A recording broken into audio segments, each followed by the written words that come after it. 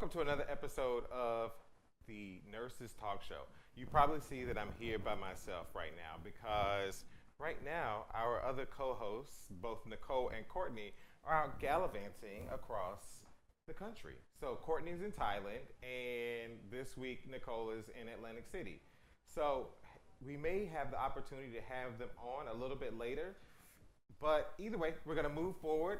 Today we have on the amazingly stunning Daisy Rodriguez, who is also a nurse, who will be co-hosting the show with me today.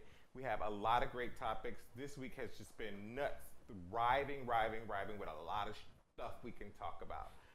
But first, we're going to bring her on after our commercial.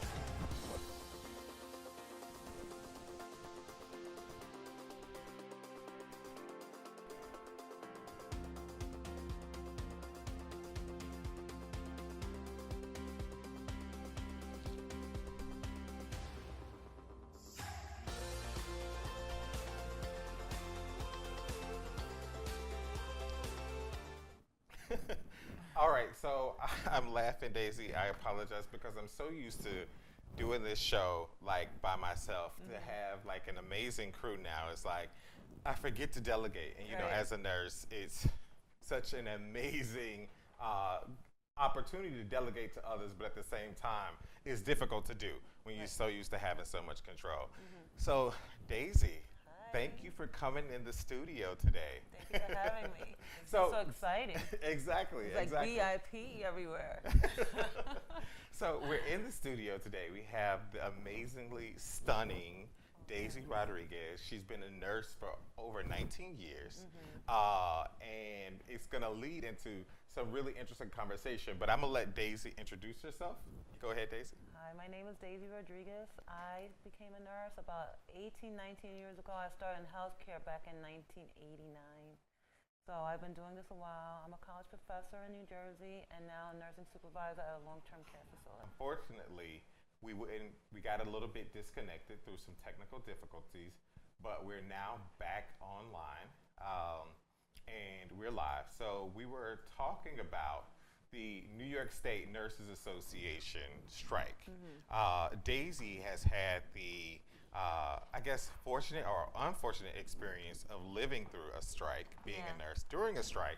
I haven't. I'm not quite that. I haven't been quite that season, but I'm well on my way. And so, anyways, New York State Nurses Association would have been representing over 10,000 nurses that would have been going on strike.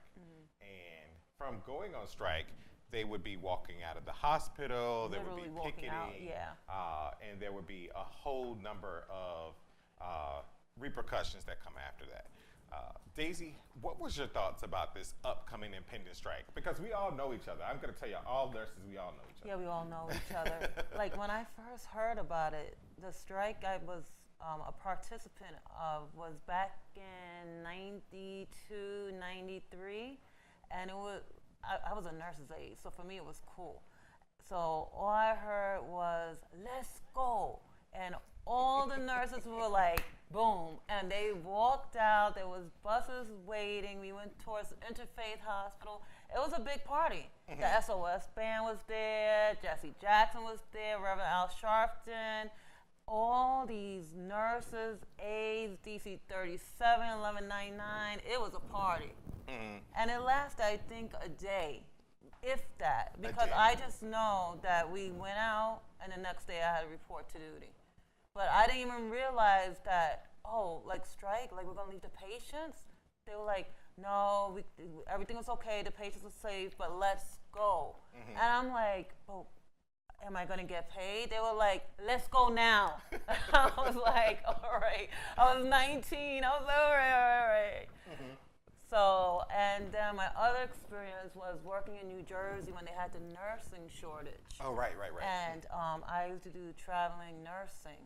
So I used to go to the short staff nursing facilities for labor and delivery, and I saw it from that end. And the nurses were like, "Why are you crossing the picket line?" I'm like, "Oh, you're on strike?" They're like, "Yes." I'm like, "Oh, I'm not part of the union." Right. So that wasn't good either because they call you a scab. Right. Exactly. Yeah. Exactly. And then when the strike is over, they're like, "Hey, scab, what's up?" And I'm like, "I didn't know. Like, I'm feeding my kids. Like, Right. I'm getting my check. Yeah, I getting live my in check. Pennsylvania, so I I'm get it. like, I got called in, like, you know. Right. So with these 10,000 nurses potentially would have gone on strike because we have an update about that. I mean, they literally would walk out of the hospital, leave the floor to their managers, Right. and nurses from agencies and traveling organizations would come in and basically take over. Right.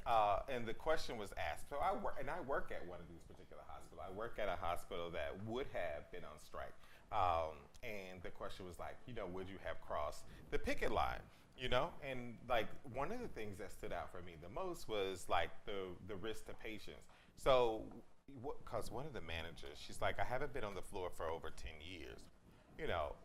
What can I expect from a person who wouldn't have been on a floor for 10 years to take care of a patient with a recent, fresh post-op cardiovascular surgery, having an impella, a balloon pump? Right. It would have been a shit show. Shit show. So I saw it from that perspective. Right. Because at first I was like, "Viva la nurses! Long live la nurses! Fight for what you deserve!" And then I was like, well, what about patients who come in and they're sick because they have no choice for being sick? Right. There's elective surgeries that can be postponed. Right, but and I work labor and delivery, so Exactly. you can't we're going on strike. Stop pushing at 9 p.m. Stop pushing, Wait, honey. I'll be back. That baby's gonna come, a week later. You're 9 months. You've been holding on to it for 9 But months. I get it, in the sense of just in our conversation, we see the importance of nurses, right? Right. And this Right. small 15-second conversation. So that's what the nurses are trying to say. We need safe staffing to keep the patients safe. You're burning us out. You're giving us no overtime with pay. You're not compensating us with time off because they don't want more money. They want their days off because they're missing time with their family. Right. Basically. And then if they call out sick, there's repercussions for that, or they get bullied.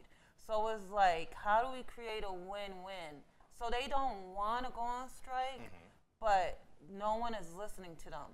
Right. And at the end of the day, when a supervisor says to a nurse, "This is your assignment," even though it's not safe, in a court of law, something happens, the judge is going to say, "Why did you accept the assignment?" Because the manager said, "You accepted it. You could have said no." Right. And that's that. It's black and white. Right. And you don't want to say no because patient care comes first, service to humanity, but then who's a service to the nurse? Right. And that's where the union comes in. Right. And I have an even better story. So I was doing a contract at Westchester Medical Center because I typically don't do a lot of staff stuff. And the floor was staffed unsafely. It was an ICU, and they said to the house supervisor, the charge nurse said, "It's unsafe." And the supervisor said, "I don't care. Get over it." Right. And that was kind of it. It was very kind of like just that. It was just that kind of like deal with it. It's in your face. And then I think a lot of that is nurses have just been dealing with it. Just saying, "You know what? I'll go with it. I'll deal with it." And that's been the part of the problem too. Is because nurses, we see the patient. We see that the patient needs me, that I'm a vital part of this healthcare team, and I'll make it work. And unfortunately, nurses have been just making it work for so long that it's just kind of like become a part of our culture that management just thinks is okay to make us work under those kind of situations, right? Right. Yeah. And the interesting thing is that maybe about 8 years ago, I did a nurse in Washington internship, and they basically taught us how to advocate. And then we actually went on Capitol Hill Day, and we talked about safe staffing. Right.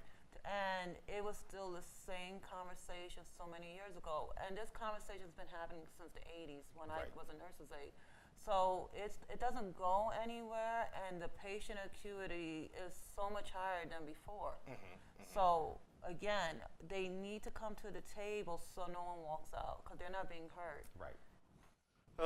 Well, so the saga goes on because as of Friday, late Friday, a negotiator from Albany came in and stated that they now are sitting at the table again, going to really talk about like agreeing, because actually I think the management and the hospital associations or organizations or whatever basically said that they weren't willing to agree to anything. That all of their demands were incredibly overwhelming. Their demands and requests for staffing ratios, the demand for investment in nursing education was ridiculous, and that it would put such a strain on the hospital that they said, okay, no, we can't agree to that. So, anyways, meanwhile, we need CEUs to get our nursing license, yada yada yada, to prove our competency, right? I don't know. We'll figure it out, and that's the thing. Nurses, we're always figuring it out. We're always going to figure it out. And people are like, oh, you all get paid so well, but we work 12 hours is what we get paid for. 12 hours. 12 hours we're is there what we get 15. paid for. Right, exactly, because I'm charting on the 3 ICU patients that I was forced to take care of, right? And I'm supposed to just and you got to fill out every little box. Exactly. Yeah. And chart Q4. Just ridiculous. Anyways, moving right along, another interesting topic is the use of ketamine as a antidepressant. You all know, I'm a psychologist. I'm a licensed clinical therapist. I see patients in private practice. I'm kind of worried about this, about the use of ketamine, because as a former burn nurse, I mean, you're always a burn nurse, right? We've used ketamine for pain. We've also used ketamine in individuals who are being titrated off what we used to call Special K, which is a horse tranquilizer. Yeah, that's what it is, a horse tranquilizer. It's a horse tranquilizer. And so now we're talking about using this as an antidepressant.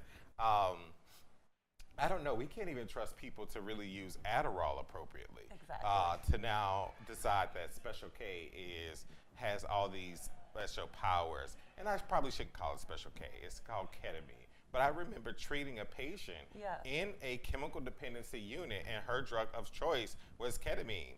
And she used it to get high. Well, for me, my first experience with that, my friend's son fell off a ladder, right? And he bit through his bottom lip.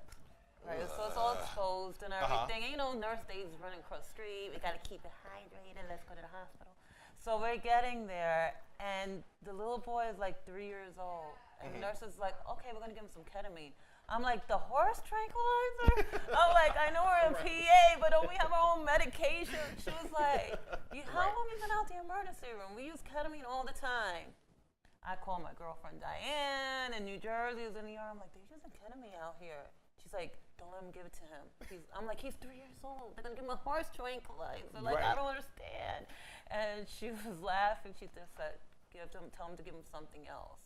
But they were serious. They were pulling it up like, yes, I'm going to give him this amount of ketamine. And I was like, wait. Yeah. I mean, so even better, I think that there's a video that we found that we're going to watch. So go to the video. Go to the video. Depression affects an estimated 300 million people worldwide, and to make matters that much worse, as many as 1 in 5 of those people have what's called treatment-resistant depression, meaning they don't respond to the usual psychiatric drugs. But last week, there was renewed hope for them as the U.S. Food and Drug Administration approved a new antidepressant, a kind of ketamine. It represents a whole new class of antidepressant, one that works really quickly and may help the brain fight back back long term. And while it's still being reviewed by other regulatory agencies around the world, getting U.S. approval is a big step. The nasal spray, marketed as Spravato, contains esketamine, one of the two variants of the psychoactive compound called ketamine. Now, ketamine, or Special K as it is sometimes called, is better known as a party drug that causes hallucinations, feelings of happiness, and an out-of-body or dissociative feeling. But it started out as an anesthetic, and there's also been a lot of scientific interest in the drug as an antidepressant. Several randomized double-blind studies in the 2000s showed that it reduced symptoms of depression like insomnia or feeling hopeless. And as far as we can tell, it works differently than other antidepressants. Though they're not 100% sure what it does, scientists think it blocks particular chemical messengers in the brain that can damage brain cells. It also seems to help regrow connections between brain cells. That's especially intriguing because, for somewhat unknown reasons, people with depression tend to have fewer of those connections. And from a patient about like this ketamine that is still in a lot of trials, but it's been approved. And I like the fact that they said it's a hallucinogen. People hallucinate on ketamine. So yes, if I think I'm on cloud 9, of course I'm not depressed. Of course not. You're not here. You're not here. Life is great. Where are you? With the unicorns and the rainbows. Like, everything's great. With the unicorns like and more the rainbows. gravy. I love it. So it's nuts. I mean, so yes, I respect the fact that treatment-resistant depression is problematic. I mean, hell, I was in nursing school when they used to do ECT, the electroshock therapy of the brain to treat depression. I remember going into the OR, because they had to do it in the OR, with a psychiatrist that administered electroshock therapy to their patient both unilaterally and bilaterally. And it was awful. But I also remember the patient doing well afterwards. And that was considered treatment-resistant antidepressant. Right. We don't do that anymore. Don't lobotomies either. We don't do lobotomies either. So how long is this Special K gonna last? How long is Special K gonna last? Like, how does it gonna look in the history books? Remember when we let you use this drug for the antidepressant? Like, what? That we used to use on horses, and that people used to withdraw from, and it was part of party drug culture. Yeah, it's like, it's out there. It's. Meanwhile, they're fighting about medical marijuana, but let's legalize Yes, ketamine. Hello. I'm so glad you brought that up. We still working to get marijuana legalized. Which is a weed, literally. It's grass. It grows from the ground. But yet we have now approved ketamine to be on shelves as an antidepressant. I don't know where we're going with America sometimes. I'm just like, you're the psychiatrist. You let me know. Oh my God. What's our next hot topic? I get so lost. Who? Allergies? Oh, the college scam. Oh my People God! How could I forget? Because I guess you know why I forgot about it. Because I grew up as a poor black boy, exactly. So my parents couldn't even afford to like send me to the state school. I had to take out a loan, let alone figure out my mother paying some college admissions to let me in, or somebody to sit for my exam for me. But Felicity is who we all know and love from her time on TV, is implicated in the scandal. All these freaking... She was the good one, Desperate Housewives. Child, she ain't no good. I know. She ain't no good, but we gonna go to the tape. Go to the tape. Don't roll it. Roll the tape. Please, you can't bend the rules just once. Is it a possible case of life imitating art? Do you know the team could use some new batting helmets? You asking for a bribe? You pretending you're above that? I got my checkbook. Felicity Huffman's character bribing her son's baseball coach in an episode of Desperate Housewives. Now, the Emmy Award-winning actress is one of dozens of parents embroiled in the largest alleged college admissions cheating scam ever prosecuted. The FBI uncovered what we believe is a rigged system. We may have, well, he may have embellished, lied a bit on our application. Also indicted, Lori Loughlin, the star of Full House, and her husband, Massimo Giannulli, the fashion designer worth millions. We believe everyone charged here today had a role in fostering a culture of corruption and greed that created an uneven playing field for students trying to get into these schools the right way through hard work, good grades, and community service. Yeah. Bombshell I'm allegations like, implicating 33 I can't because so all these people with a lot of money, and you said it earlier when we were off camera. This has been going on for a while. No, I'm just kidding. This is not new. This is nothing about this. This is not new. This has always been going on. It's Right. just social media centralizing it now, and the propaganda is out behind it and all that. Right. But it's always happened. Right. Like you looked at someone in college and you know someone paid for you to get in here, right? Exactly. Like you could tell. I didn't go to that kind of school. I didn't go to PWI, but yes. I remember people in classes and different stuff. You're like, how the hell did you get here? Yeah. And that's so telling. But I think that what set this apart is because this is actually the biggest scam that's been uncovered. Apparently over 500 people have been implicated in this scam, from admissions directors to also testing centers. And another thing is doctors have been implicated in this because doctors were writing notes saying, that they had an IEP. exactly, They had special ADHD, they needed a little bit of extra time on their exams, yada, yada, yada, yada. Not all physicians are crooks, but some of them can be crooks. Some of them can fall on the wrong side of the tracks, and I guess, a few nurses can fall on the wrong side of the tracks. But I think it says a lot about the medical community, like how much of what we say as healthcare practitioners, whether you be a nurse practitioner, whether you be a physician's assistant, whether you be a physician, with those ability to write a provider letter stating, I've done an assessment on the patient and I've deemed this person to need this X, Y, and Z. Right. Now they can't be taken for their word because it's not real. Right. Right? When I heard this, I was like, is this like a pilot for a new show or something like that? Because everyone that was in there, I was like, they've been out of work for a while. Like, what's going on? Like, is it like another scandal that's happening? And I was like, no, it's real. Like, this is really happening. So my take on is that it's always been going on, and I think because we could touch different pieces of media now, that's why it's being uncovered. And everybody wants their 15-minute of fame. So people are like, oh, me too, and this happened at this college and everything.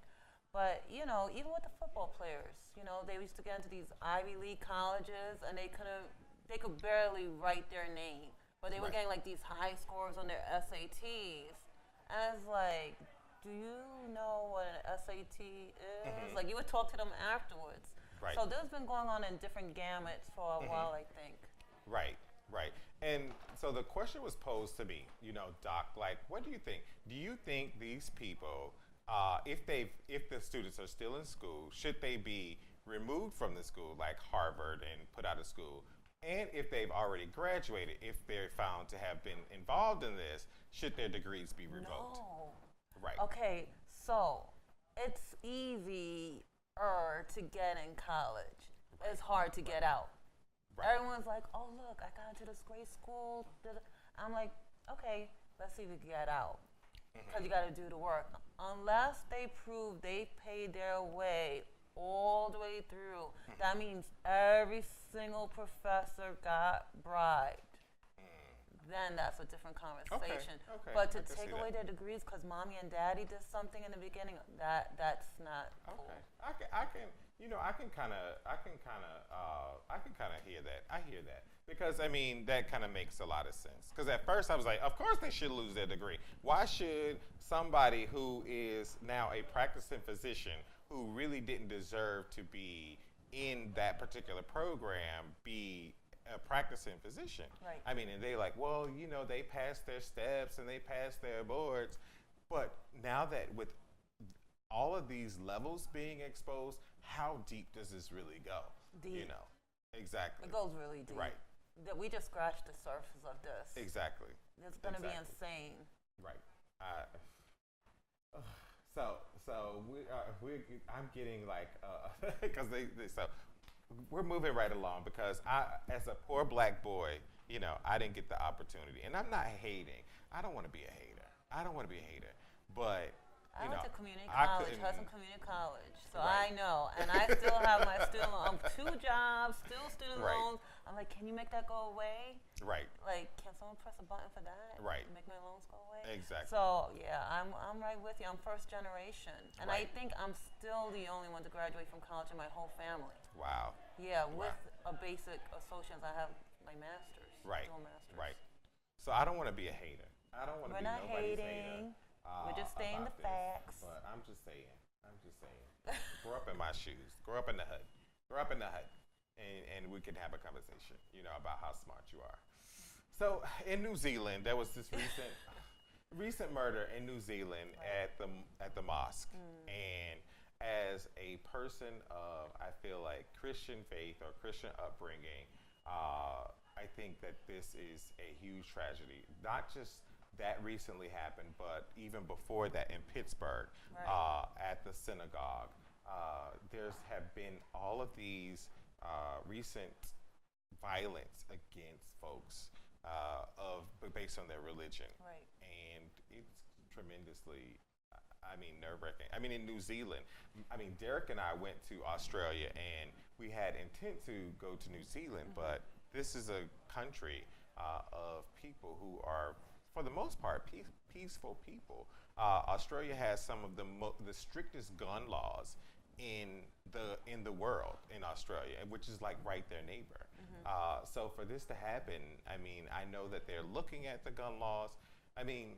Did you hear about Well, in hearing this, the tragedy of it, it's just the weight of it all. Right. It's really a lot to take in when you realize the scope of people that were slaughtered while they were in a vulnerable state. Right.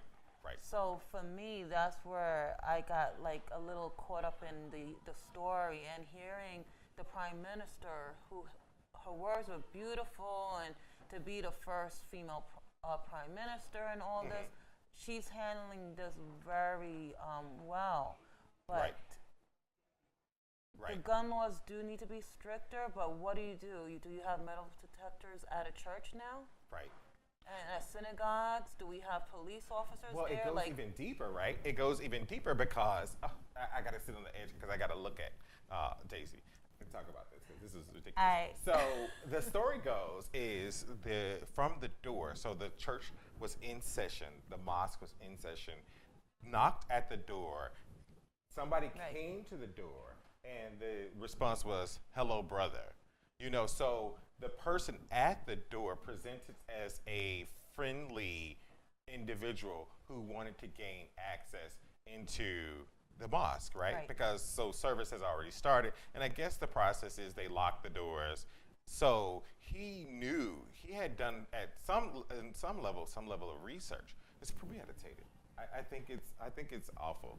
It's terrible. I think it's incredibly awful. Our prayers to like the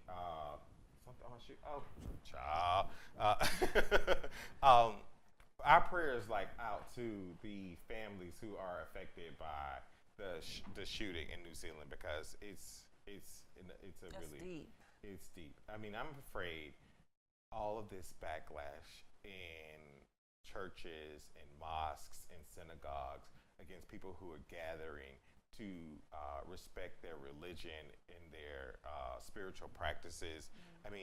If you can't be safe in those type of spaces, where can you be safe in? Nowhere.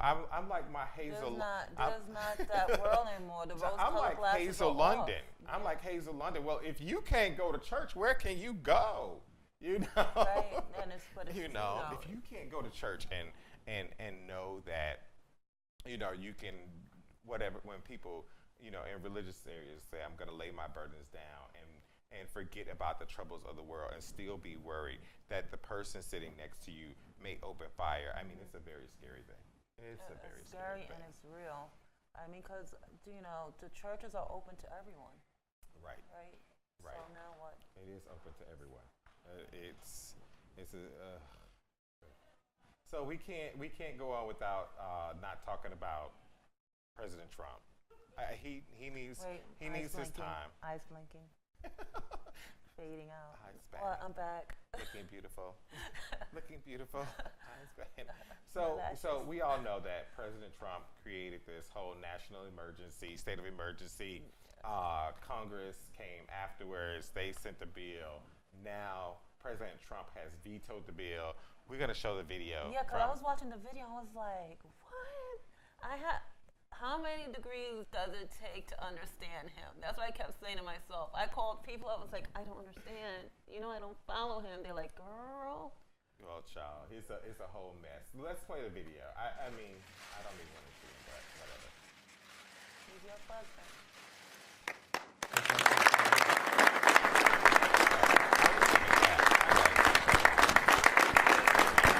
As president, the protection of the nation is my highest duty. Yesterday, Congress passed a dangerous resolution that, if signed into law, would put countless Americans in danger, very grave danger. The Democrat-sponsored resolution would terminate vital border security operations by revoking the national emergency issued last month. It is definitely a national emergency.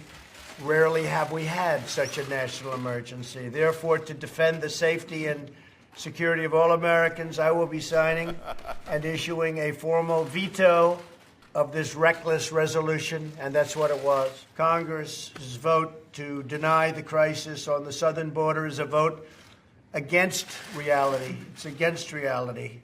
It is a tremendous national emergency. It is a tremendous crisis.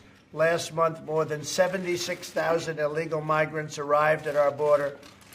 We're on track for 1 million illegal aliens to rush our borders. So we go from some of the most eloquent of speakers as president, Right. President Barack Obama, President Bill Clinton. I'm not going to say W. Bush. He wasn't very well spoken, which is why he got the shoe thrown at him. He said some very crazy stuff. But he not was going through as stuff. Remember that. Bush was different. He was going through stuff. And he had daddy's shoes to fill. Yes, he did. That He had a big lot. shoes. He had I a lot. And remember then the being in middle alcoholism school, and so. everything like that. He had a lot. A little different. The world was watching him, but obviously the world is also watching Donald Trump. Yeah, and this is a different he gives no beast. fucks. He doesn't. None. None. None. He doesn't even care about right now. He look at those two little brown people talking on TV about me. They're cute. Anyway. Exactly. I'll tweet about them if they get enough followers. If they get enough followers. It's just absolutely ridiculous. It's like children. It's like children. And so we don't have much longer, but I want to finish this show with our girl, Wendy Williams. And the reason I have to talk about Wendy Williams is because I feel sad about the truth that really came out Right. about her Like, she didn't need to abuse of lie. drugs. Her book is out. I read her book twice. Right. Her book is fabulous. Right. Talking about how she was working in D.C. and WBLS and getting high in between and all this. It was such a great read. It was a great read. It was a great, wasn't just and she a great owned her read. truth. And she owned her truth Right, back right, then. right, and that's right. made her Wendy Right. Williams. Like, she's like everybody else in the sense of she has something she's struggling with. Right. And she made something of herself despite of tags. But then what happened? I don't know. Let's go to this Oscar-winning performance Okay. by Wendy freaking Williams, please. Yes. Hi, welcome back. So, you know me for being a very open and truthful person, and I've got Lies. more to the story for you. Lies. Yes, go ahead. The truth. Oh, Oh, wait. Let me fan myself. um, Hold on. you know, Kevin and I have the Hunter Foundation for the Good of the People, and we recently launched our 888-5 Hunter number for those of you caught up in the struggle of addiction. Well, for some time now, and even today and beyond, I have been living in a sober house. When you see me come to work, glammed up. Right after the show, I go across the street, I do my Pilates. I told you 2 hours a day, I like to take care of my body. And you know I've had a struggle with cocaine in my past, and I never went to a place to get the treatment. I don't know how, except God was sitting on my shoulder and I just stopped. But there are people in your family, it might be you, who've been struggling, and I wanted to know more of the story. So this is my autobiographical story, and I'm living it, and I'm telling you this. After I go to the Pilates, I go to several meetings all around town in the tri-state area, and I see my brothers and sisters caught up in their addiction and looking for help. They don't know I'm Wendy. They don't care I'm Wendy. There's no autographs, there's no nothing. It's the brothers and sisters caught up in the struggle. And it's been really interesting, this ride. Only Kevin and Kevin have known about this. Not my parents. Nobody knew. Because I look so glamorous out here. But after I finish my appointments, seeing my brothers and sisters and, you know, breaking bread, I am driven by my 24-hour sober coach back to a home that I live in here in the in the tri-state with a bunch of smelly boys who've become my family. They hog the TV and watch soccer. And we talk and read and talk and read, and then I get bored with them. Doors locked by 10 p.m. Lights out by 10 p.m. So I go to my room and I stare at this. I'm gonna play the one that doesn't know anything. I have a question. Is that true? Child, first off, 2 weeks ago, she said it was her Graves' disease. That the reason why she was on this extended leave because her Graves' disease and her thyroid was like acting up, and she was on all these doctor's appointments. And as a medical professional, I was like, oh my God, I see it, I get it. Like, oh my God, that's important. Your eyes are like, bulging I get out Graves' your head. disease. Yeah. I get Graves' disease when I look at Wendy, right? And now to come back and go through, so it was like she literally took almost 15 minutes to explain about her Graves' disease and how she had all these doctor's appointments and yada, yada, yada, and got all this empathy. And now she's like, you know, Kevin and I, with our Hunter Foundation, and I was actually. And here's the phone number to make a donation. I'm like, Wendy, what's the story? Right. What's the story? And I mean, we get it. She talked about her addiction in her book. Right. You read the book. I loved the book. It's a good read. It's so good, the book. So you read the book. She talks about her addiction and openly. And then to go and like, now I want to share my truth. I mean, which one is it? I mean, I get, you know, being an addict, you know, I've worked in chemical addiction. Right. And people struggling with substance use. But you are Wendy Williams. So she said nobody knows her. Everyone knows Wendy. Who doesn't know Wendy? Even if you didn't know who Wendy Williams was, is the way she walks into a room, you're like, you know she's a somebody. Right. She just has that air about her. Right. Yeah, so. I mean, I hope whatever's going on with Wendy, because there's rumors about the husband is cheating that caused her to relapse. So Kevin, you didn't hear? Well, remember, I'm playing the one that doesn't know anything. That's my right. role. I'm a big, I know Wendy, like I watch the show and everything. I've been on the show and stuff. So I'm going to play that role right now. Like, really? So pictures were leaked about, you know, with the husband and his mistress and how that has really, truly affected her. But, you know, whatever. So what is, sober house. Is that a real thing in New York City? Yes, it's a real thing. How many sober houses are there? And are there one, like what she almost said, South Bronx. But yeah, there are thousands of sober houses throughout New York City that individuals go to because it provides a safe space for them to, like, again, live a very structured life. I'm very shocked that Wendy Williams would be in a sober house. Right, because she could just stay like in a hotel and have doctors around her and be in isolation, right? Right. She doesn't need to put herself through that. I don't know if we'll ever know what the real truth is about Wendy. That's but scary. It's scary. Oh my God. We've kept these people long enough. Guys, we played Beyonce at the beginning of the show because it's still Women's History Month. Women's History Month is incredibly important. It's significant. Girls have always been vital parts of the fabric of America and of the nation. And I am so glad that over the last couple of years, we have really worked and making women visible. And so we're going to end the show with Beyonce, Girls Run the World. Yes, What do you we think? do.